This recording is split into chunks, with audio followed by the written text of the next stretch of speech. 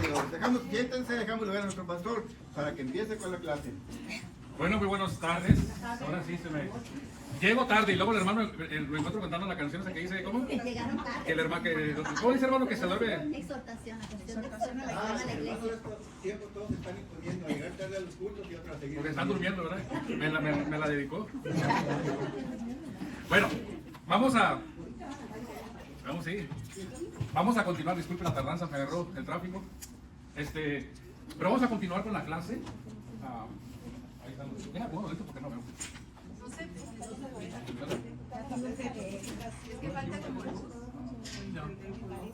Sí, es el color que no se ve. Creo que es el color. Es verde. Bueno, ahí está.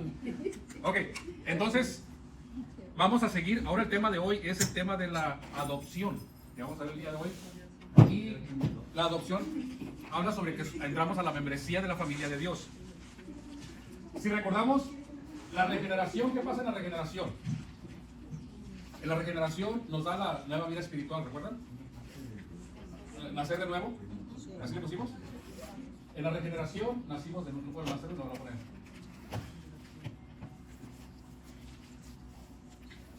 Y luego tenemos en la justificación.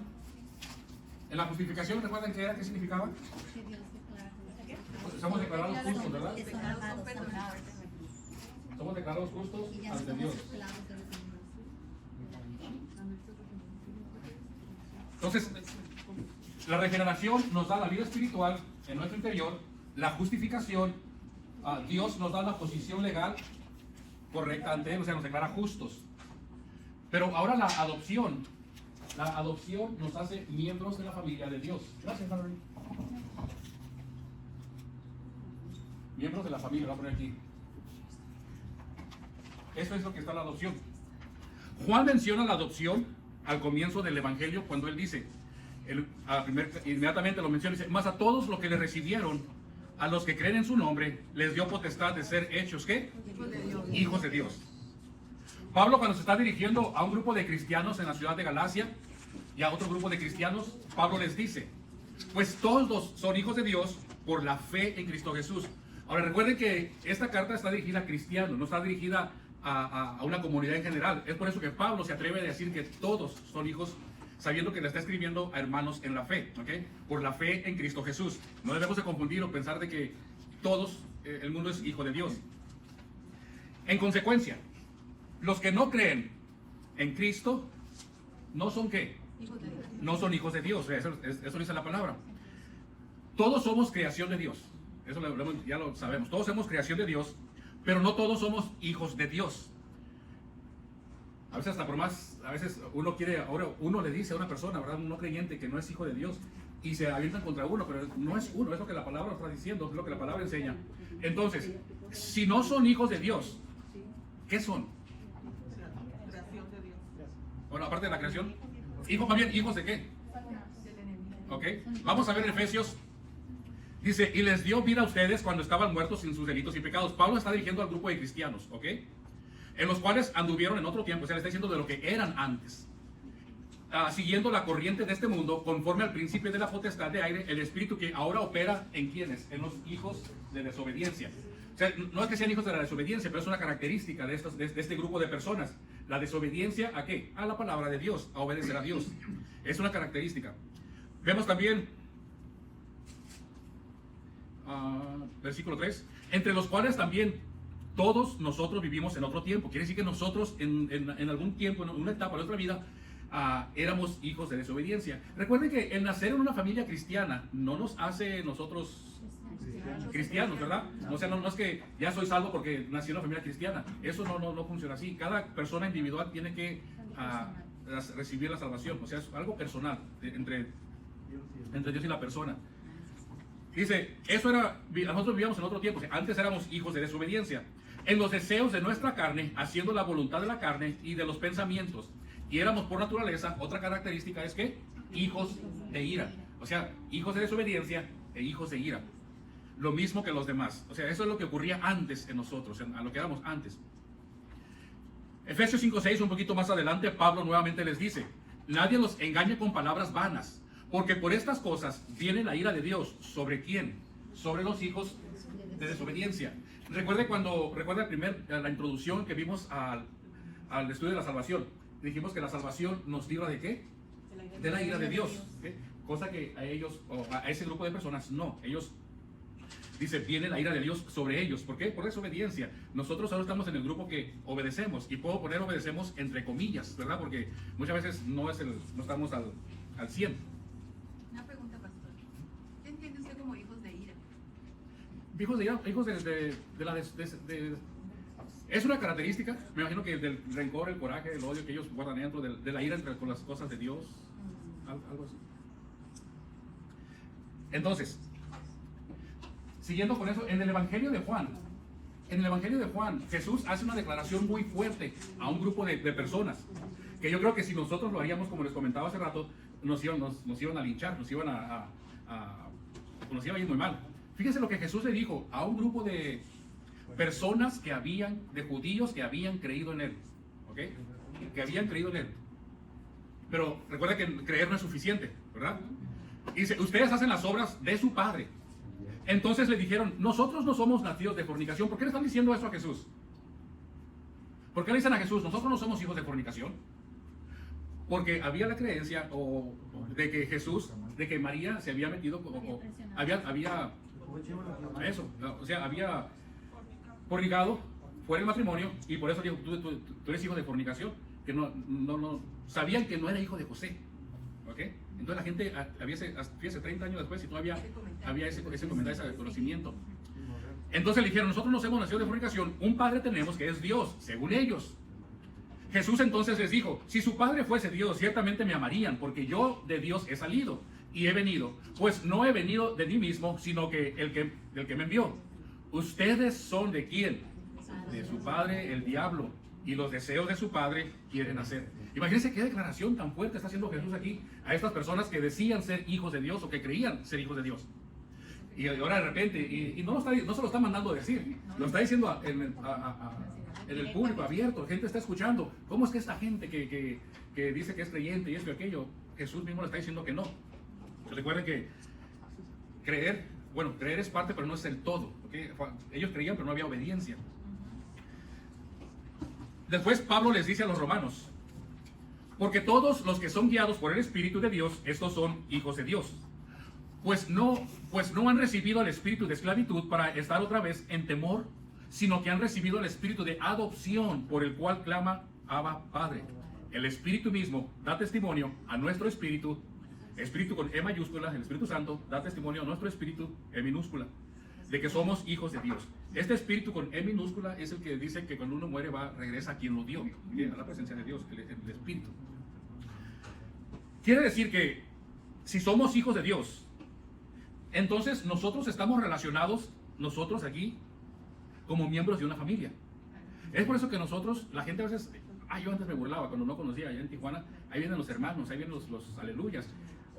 ¿Por qué? Porque nosotros nos llamamos entre sí hermanos, ¿verdad? ¿Por qué? Porque tenemos una misma fe.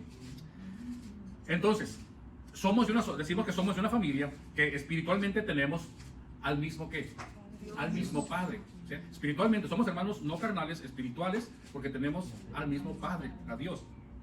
Tenemos la misma fe, tenemos a Jesús como nuestro Señor y Salvador.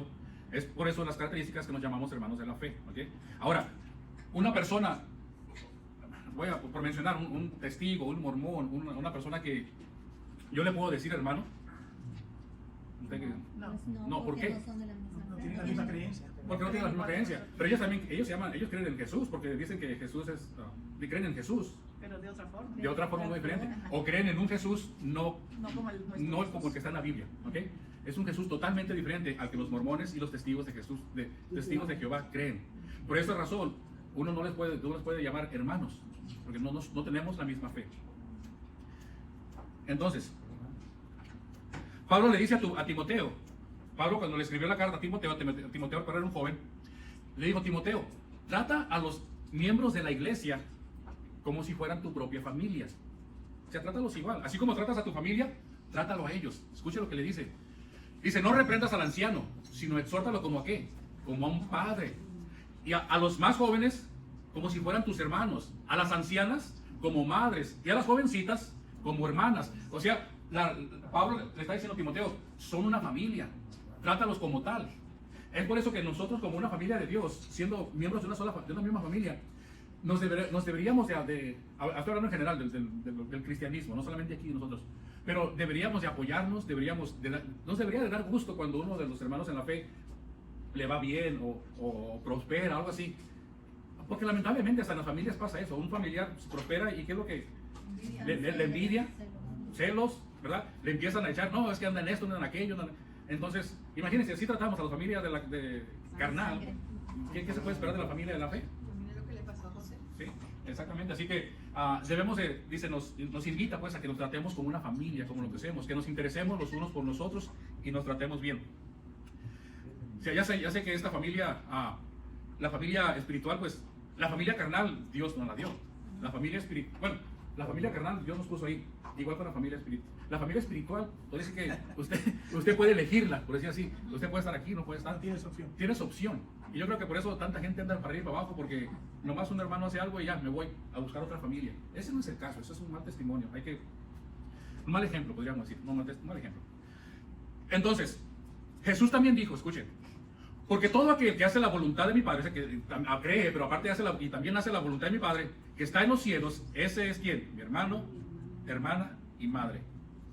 Entonces, si Dios Padre es nuestro Padre, Jesús, ¿qué viene siendo de nosotros? Nuestro hermano espiritualmente. También, ¿no? ¿Qué es nuestro hermano? Sí, a veces oramos y decimos, nos referimos a Jesús como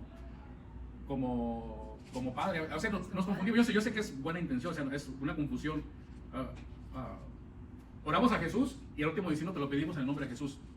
Como que no va, ¿verdad? Oramos al Padre en el nombre de Jesús. Entonces, Jesús, podríamos decir que es nuestro hermano. Escuche lo que mismo Jesús le dijo a María Magdalena cuando resucitó. Dice, María, no me toques porque aún no he subido ¿a quién? A mi Padre. Y también, más ve a mis hermanos y diles que voy con su Padre. O sea, mi Padre también es su Padre.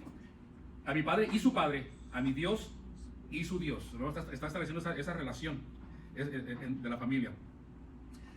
Ahora como somos hermanos y Dios nos ha adoptado en la familia de Dios, pues ahora somos ¿qué?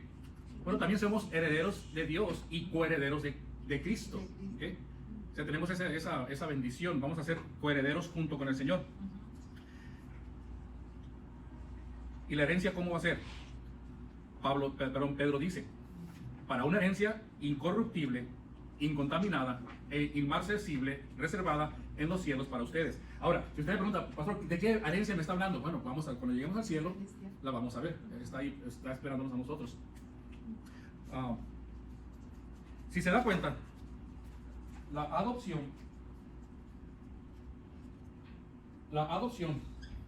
viene después de la conversión, ¿ok? La adopción sigue la conversión.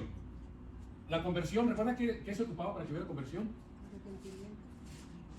Fe y arrepentimiento. Fe y arrepentimiento. En el Nuevo Testamento relaciona la adopción, lo relaciona con la conversión, por la fe. ¿Okay? Bueno, están los puntos. En el Nuevo Testamento se relaciona la adopción con la conversión. Dice, relaciona la adopción con la fe salvadora de la conversión y dice que es la respuesta. Es en respuesta a poner nuestra confianza en Cristo. Cuando nosotros ponemos nuestra confianza en Cristo, nuestra fe, nos arrepentimos, Dios, aparte de declararnos justos, nos hace miembros de la familia de Dios.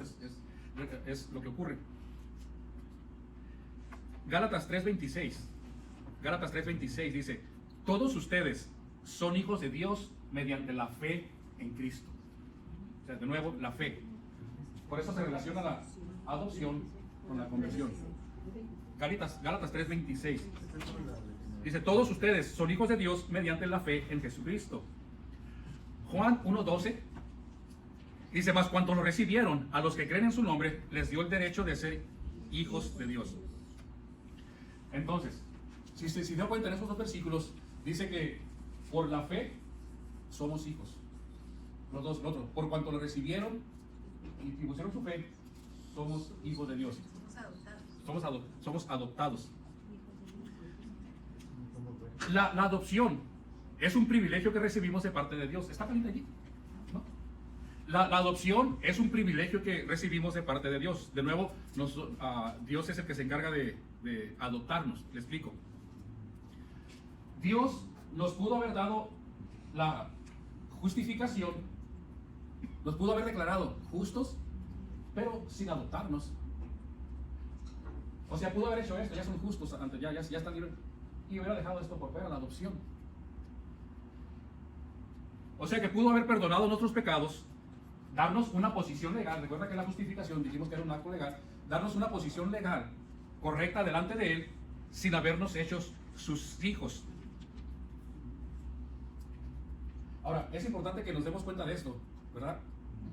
De que nos pudo haber dado esto sin esto. Esto nos ayuda a reconocer los grandes privilegios, o qué grande es nuestro privilegio al habernos hecho hijos de Dios. ¿Vamos bien? La regeneración tiene que ver con nuestra vida espiritual. Nacimos de nuevo. La justificación tiene que ver con nuestra posición delante de Dios. Somos declarados justos. Esto pudo haber hecho sin darnos esto. Pero la adopción tiene que ver con nuestra relación ahora con Dios. ¿Ve por qué es importante? Ahora, mediante la adopción, tiene que ver con nuestra relación con Dios. ¿Cómo? Como nuestro Padre. Ahora que usted entiende de que esto vino a nosotros como un don de Dios, un regalo de Dios, que no era obligatorio darnos, usted puede reconocer y apreciar lo que realmente es ser hijo de Dios. Podemos entender las palabras que que Juan escribió. Dice, mira cuál amor nos ha dado el Padre. Fíjate cuánto amor nos dio. ¿Para qué? Para que seamos llamados hijos de Dios. O sea que no solamente Dios amó al mundo, Dios su Hijo unigénito, no solamente eso, sino además cuánto amor más nos dio. ¿Para qué? Para que seamos llamados hijos de Dios. Por esto el mundo no nos conoce, pues no le conoció a Él. Dice, y ahora va a aclarar, amados, ahora somos hijos de Dios. ¿Okay? Lo está dando ya, o sea, es algo que no podemos debatir. Ay, que no sé si soy o no soy. Sí somos hijos de Dios. A consecuencia de que somos hijos de Dios, recuerda que cada una de las que hemos visto algunas de las lo que abarca o lo que recibimos o lo que debemos de hacer. Bueno, a consecuencia de que somos hijos de Dios, ¿ahora qué? Ahora nosotros nos relacionamos con Dios no como Dios, algo lejano, sino como nuestro Padre. ¿Ok? Nos relacionamos con Él como nuestro Padre. Es más, Jesús mismo nos enseñó a nosotros a orar así. Padre nuestro, no se les olvide. Dice, cuando oren, llámenlo Padre, porque es su Padre. Padre nuestro que estás en los cielos.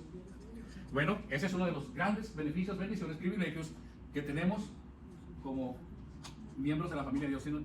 Le llamamos papá. Por eso dicen, Abba Padre, papito mío. Ahora, como somos hijos de Dios, ya no nos relacionamos o vamos ante Dios como esclavos, sino como hijos. O sea, no lo vemos como un amo, sino como un padre. Mira, así que ya no eres esclavo, sino hijo. Ahora somos hijos de Él. Ahora, algo que no nos gusta, yo creo que es la que menos popular de todas, es de que como padre a nuestros hijos, ¿qué hacemos con ellos? Los disciplinamos. Entonces, Dios Padre tiene el mismo derecho sobre nosotros. Por eso Pablo dice, Hebreos, el escritor de Hebreos, porque el Señor al que ama, ¿qué? Disciplina. Y azota a todo el que recibe como hijo. Fíjese. Veamos otro. Bueno, vamos a ponerle. ¿A quién le gusta que le azote? ¿Verdad? Pero es otro don, otro privilegio que tenemos que el Señor. Y cuando nos azota, no quiere decir que nos golpea, ¿verdad? Pero cuando nos va enseñando, nos va guiando, es porque nos ama, ¿verdad? Muy contrario a lo que a veces creemos que, ay, el Señor no me quiere, por eso me pasa esto, estoy pasando por aquello. No, siempre recuerden que azota a todo el que recibe por hijo. Está demostrando su amor. Si a usted no le importara a su hijo, ¿qué haría? Haz lo que quieras, haz lo que te dé tu gana. ese demuestra, no está demostrando amor, está demostrando desinterés, que no le importa. Bueno, a Dios le importamos, por eso nos protege, nos cuida. Entonces, le llamamos Padre, ya no lo dijimos a él como un amo, sino no como esclavo, sino como hijo, nos disciplina. Y también que, falta una, bueno, hay muchas, hay varias, pero una que usted como padre conoce que las necesidades de su hijo, Ya suple todas nuestras suple todas las necesidades. Su padre sabe de qué cosas tiene necesidad antes de que ustedes la pidan. Ese es uno de los grandes privilegios que tenemos, de que Dios, sin que nosotros, Él ve las necesidades por las que estamos pasando. Y Él va adelante. Y Él va delante de nosotros siempre. Dios no es un, Dios no es no nos ignora, no nos hace a un lado, sabe las necesidades, sabe el dolor. Inclusive he comentado varias veces que cada lágrima que derramamos, el Señor sabe cuántas veces ha llorado. Él sabe todo de nosotros. Así que, Pero hermano, perdón, pero él se siente feliz o gozoso cuando nosotros le pedimos, que él sabe muy bien las necesidades. oh sí, Y qué padre no somos así, aunque nosotros vemos a nuestros hijos que les falta el tenis, pero ahí nos quedamos callados de que él dice algo. sí, el que Él sepa de antemano nuestra necesidad no debe de nosotros, nosotros no, tiene razón, no podemos tomar esa actitud de, bueno, si Él sabe, a ver cuándo me responde. No, nosotros le dobla la rodilla, ve, implórale. Vemos muchos ejemplos, ejemplos de hombres que dice, y le imploraron al Señor, y el Señor escuchó. Entonces, eso creo que es algo que debemos de practicar. El Señor lo sabe, pero también lo quiere escuchar de ti.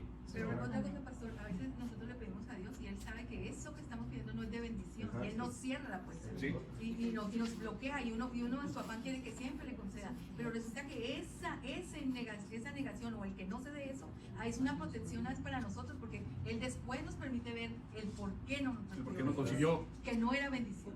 Sí. Y es protección. Y a veces vemos eso como algo negativo, pero en Sí, realidad. por eso a los que ¿Quién de aquí le ha negado algo a su hijo cuando se lo pide? Y porque sabe que realmente no es apropiado, no es bien, le va a perjudicar. Yo creo que todos. Claro. Entonces nuestro Padre hace lo mismo con nosotros. Claro. ¿Y cuántos niños hacen berrinches y lloran y eso y aquello? Y Nosotros también hacemos berrinches. todavía hacen berrinches ustedes, pero Y yo cuando voy a la Walmart lo sacan arrastrando, ¿verdad? Del lugar de los dulces. Bueno, entonces vamos bien. ¿Vamos bien así? Okay. Ahora, En Costco. Dios es nuestro Padre, nuestro Creador, nuestro Juez, nuestro Señor, nuestro Proveedor, nuestro Protector. Pero el papel más íntimo, más importante que toma es el de Padre para nosotros. ¿Okay? Gracias a que Él nos adoptó. Alguien puede decir, bueno, aquí nací de nuevo. ¿Y por qué no? Aquí, esta no tiene que ver nada con la adopción. ¿Por qué? Porque aquí estás naciendo de nuevo, pero no fuera de la familia.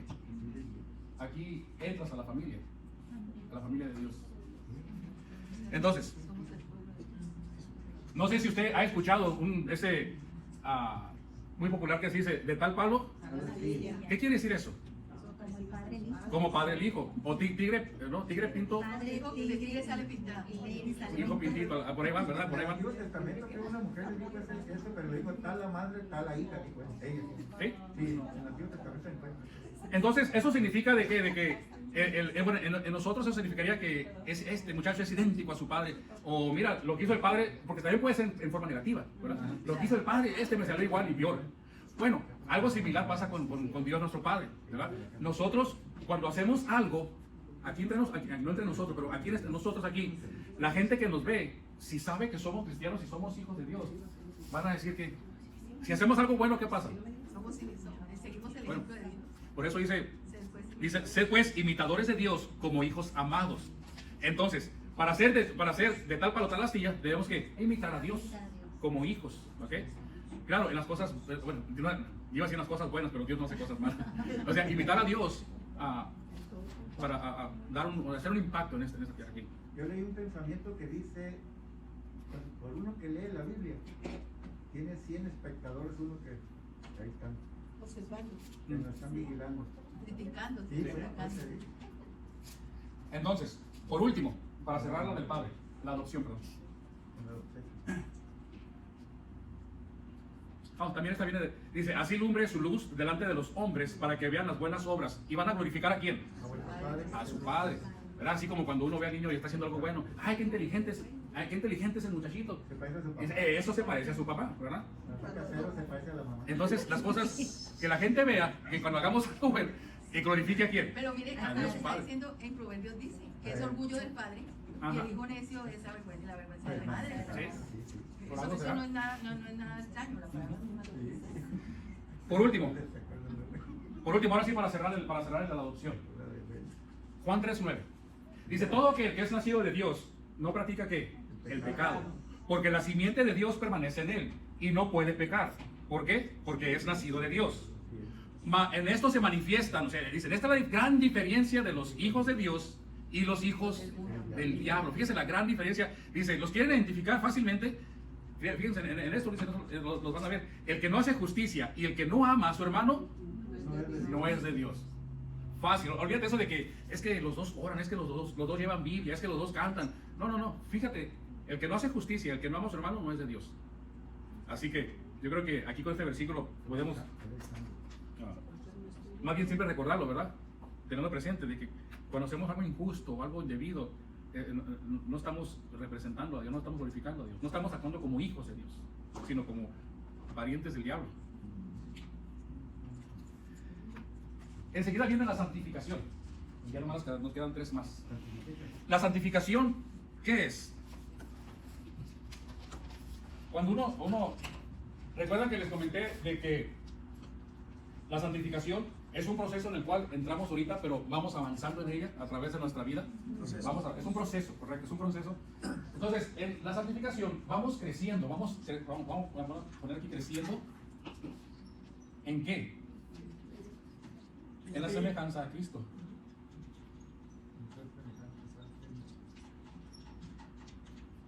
O sea, nos vamos santificando. Teníamos la imagen de Dios al principio, se distorsionó, entonces estamos con la imagen distorsionada. Llegamos a los pies del Señor, nos empezamos a arreglar un poquito, pero todos estamos mal. Vamos a ir avanzando en semejanza a Cristo. A diferencia de la regeneración y la justificación, la santificación es algo que empieza cuando ponemos nuestra fe en Jesús y va a continuar a través de toda nuestra vida. La santificación nos ayuda a nosotros a estar cada vez, poco a poco, ¿verdad? A veces se nota la diferencia, pero la santificación nos ayuda a nosotros a estar cada vez un poquito más libres del pecado. Libres del pecado. Nos vamos santificando, ¿ok? Recuerda que la palabra santo es ser apartados para Dios. Pues poco a poco vamos apartando, dejando atrás todo peso y todo pecado y toda cosa vana para irnos acercando a Dios. ¿Cuál es la diferencia? ¿Cuál es la diferencia entre justificación y santificación? Justificación, somos justos ante Dios, y la santificación. ¿Cuál es la diferencia? Le voy a poner unos aquí.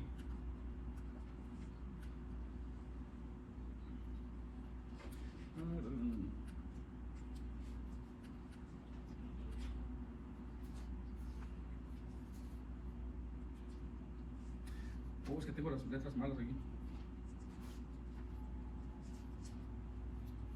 Estas no las traigo, perdón, no las traigo. Entonces, la diferencia, te lo voy a leer.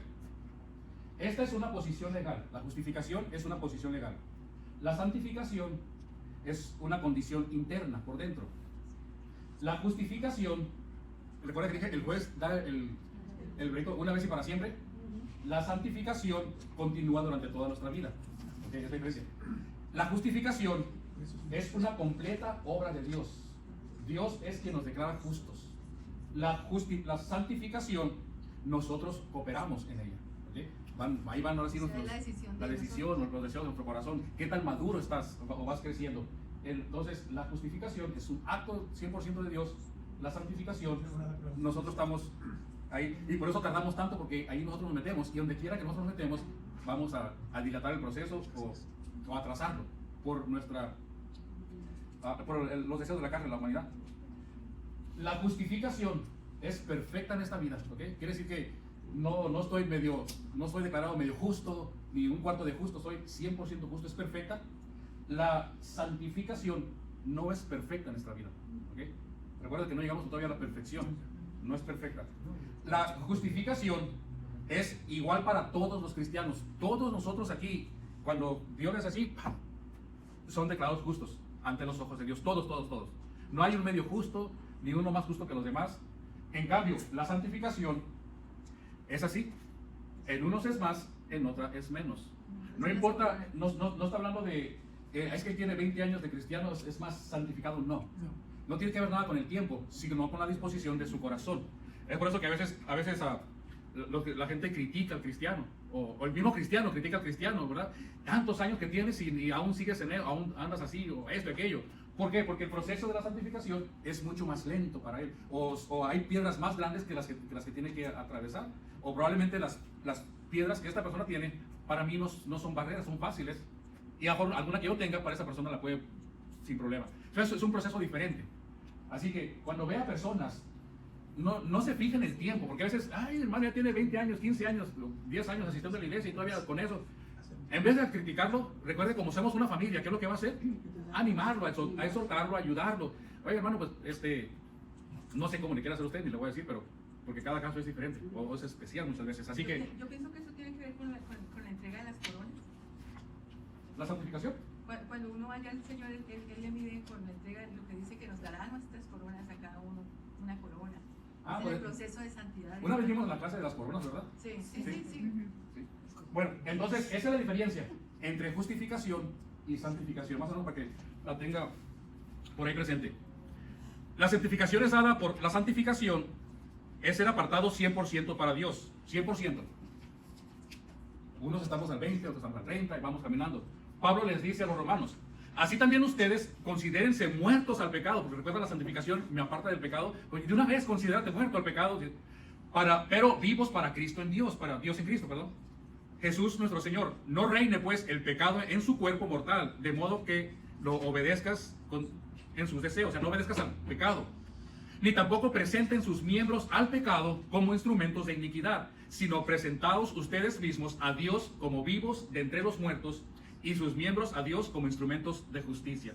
O sea, dice, ya el pecado ya no tiene cabida en nosotros. ¿Okay? No se ha borrado por completo, o sea, todavía hay ¿cómo le llaman? Todavía queda ahí residuos del pecado, no lo hemos borrado por completo, pero ya no hay que darle esa importancia, ya no hay que permitir que el enemigo nos use, como dice aquí, nuestros miembros, nuestras palabras para el pecado. Y ya no somos esclavos del pecado. Y ya no somos esclavos del pecado, ¿verdad? Romanos 6:11, no lo traigo más, se lo voy a leer. Romanos 6:11 dice, de la misma manera también ustedes considérense que muertos al pecado, pero vivos para Cristo. ¿Okay? ¿Por qué? Porque ya están santificados. Entonces, la santificación va en aumento a lo largo de nuestra vida, va creciendo poco a poco. Es un proceso que, aunque hemos muerto al pecado, pero sabemos que el pecado aún mora en nosotros, o sea, no lo podemos negar, ¿no? Por eso dice, por nuestra humana debilidad, que así como para iniquidad presentaron sus cuerpos, o sea, así como eran buenos antes para pecar, ahora ¿qué? Ahora hagan lo contrario. Y para servir a la inmundicia y la iniquidad, ahora hagan que presenten su cuerpo para ¿qué? Para santificación, presentar sus miembros para servir a la justicia. Entonces, como cristianos, poco a poco, ir avanzando, crecer en la santificación. De la misma manera, o no sé, ¿verdad? Cada quien es individual. El mismo interés que le puso para aprender las cosas malas, el tiempo que le dedicó para aprender las cosas malas, ahora dedíquenle el doble del tiempo a aprender las cosas buenas, ¿verdad? Que es lo que dice aquí, apartarnos de todo eso. Según de Corintios 7:1, dice, así que, amados, puesto que tenemos tales promesas, limpiémonos de toda contaminación de carne y de espíritu, perfeccionando ¿qué? La santidad. Vamos a perfeccionarla, todavía no está perfecta, en el temor de Dios. ¿Okay? Recuerden que les he comentado que lo mejor que le podemos inculcar a los hijos es el temor a Dios, ¿verdad? Porque teniendo el temor a Dios los puede prevenir de muchas cosas, muchas cosas. La santificación, ¿cuándo se completa? ¿Cuándo se llega al 100%? Con la muerte. Con la muerte. Cuando uno muere, ¿por qué? Porque ya el cuerpo ya no puede pecar. Recuerden, ahorita los miembros del cuerpo es lo que nos hace el pecar. Pero ya la muerte, que un cuerpo ya no tiene vida, por eso ya se llega 100% a la santificación, ya que nuestra alma queda libre de pecado. Ese es más o menos un cuando nacimos esclavos del pecado, no éramos cristianos, andábamos por aquí abajo. En la conversión, cuando recibimos a Jesús, es un acto, ¿verdad? No se va moviendo a través de la conversión. La salvación fue instantánea, paz para arriba. Vas creciendo en santidad poco a poco a través de los años, siempre para arriba, siempre para adelante. Y ya cuando uno muere, que también es un acto, nadie medio muere o nadie, ¿verdad? Te mueres y es un acto instantáneo. Mueres y ya entra en la perfecta santidad, ya es una constante. Estás en la presencia de Dios. Recuerda que la misma palabra de Dios dice que no puede entrar sangre ni pecado en la presencia de Dios. ¿Sí más o menos lo entendieron ahí? Sí. Hebreos 12:14 dice: seguid la paz con todos y la santidad, sin la cual nadie verá al Señor. Sigue esto. Dice, si no, nadie podrá ver al Señor.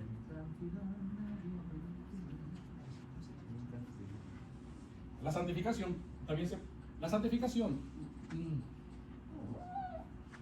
No, iba a decir que se va demostrando a través del fruto del Espíritu, pero no. La santificación no. Se va demostrando conforme nos apartemos del pecado. Nos alejamos de él. ¿Okay? ¿Qué más me faltó? Entonces, ¿alguna pregunta, comentario sobre adopción y santificación? Quedamos, porque esto es lo que traigo.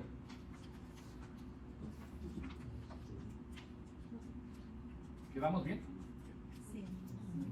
Bueno, para la próxima semana vamos a ver los últimos 3.